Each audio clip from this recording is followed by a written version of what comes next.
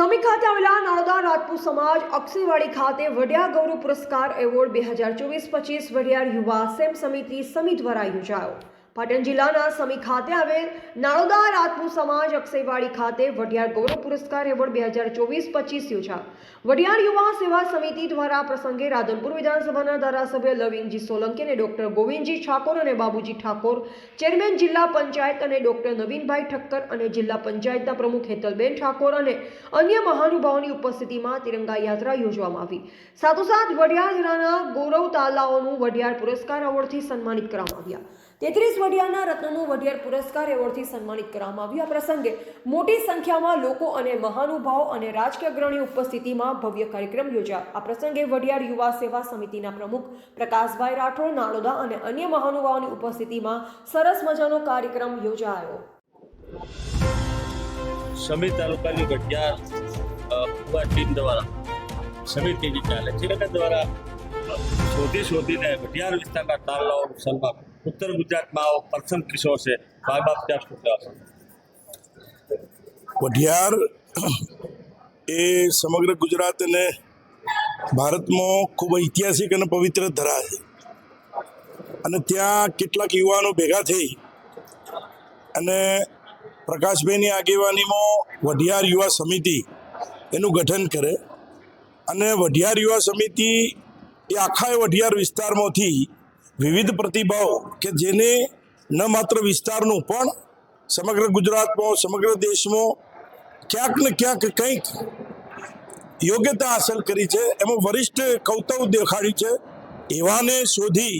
અને એમનું સન્માન કરવું। ક્યાંક સમાજ સેવા હોય, મેડિકલ ક્ષેત્રે સેવા હોય, દાન ક્ષેત્રે સેવા આપવાની હોય, સામાજિક વ્યવસ્થાઓ હોય, આપત્તિ સમયે કોઈએ કામ કર્યું હોય, સાહિત્ય ક્ષેત્રે કામ કર્યું હોય, કલા જગતની વાત હોય કે શિક્ષણ જગતની વાત હોય કે વેપાર ઉદ્યોગ ધંધાની વાત હોય, આ બધા જ ક્ષેત્રમાં એક પણ ક્ષેત્ર બાકી રાખ્યા વગર આ બધા જ ક્ષેત્રમાં વડિયાર વિસ્તારમાંથી કોઈ પણ સમાજનો નાનામાં નાના પરિવારનો માણસ પણ એમાં વિશિષ્ટ યોગદાન હાંસલ કર્યું હોય તો એવાના ઘેર જઈ એનું સન્માન કરવું અને એનું નામ લખી અને એવા તેજસ્વી તારલાઓ તારવી અને આખા વર્ષ દરમિયાન એક મોટો કાર્યક્રમ કરી અને સમાજ જીવનમાં એમનું સ્ટેજ ઉપર લાવી અને એમનું બહુમાન કરવું। મને એવું લાગે છે કે વડિયાર યુવા સેવા સમિતિ પ્રકાશભાઈ અને એમની આખી ટીમ એ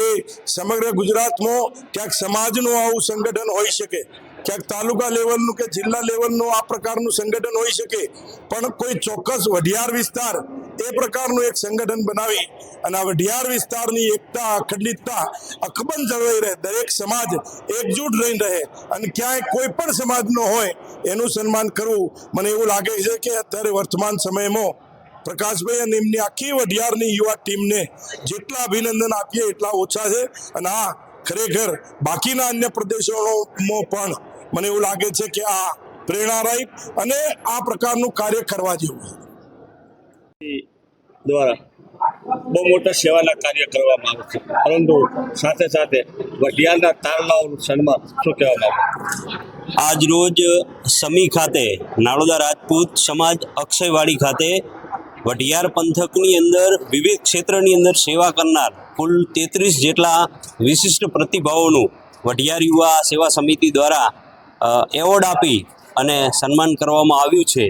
અને આગામી સમયની અંદર પણ વડિયાર યુવા સેવા સમિતિ આ રીતે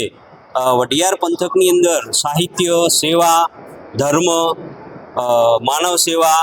રક્તદાન પ્રવૃત્તિ જેવી હકારાત્મક પ્રવૃત્તિઓ જે પણ લોકો કરે છે એનું વડિયાર ગૌરવ પુરસ્કાર એવોર્ડ આપી અને સન્માન કરીશું। આજે પ્રકાશભાઈ નાળોદા તો નામ હતું, પણ એક નવું નામ જાણવા મળ્યું કે બીજા ખજૂરભાઈ, શું કહેવા માંગો?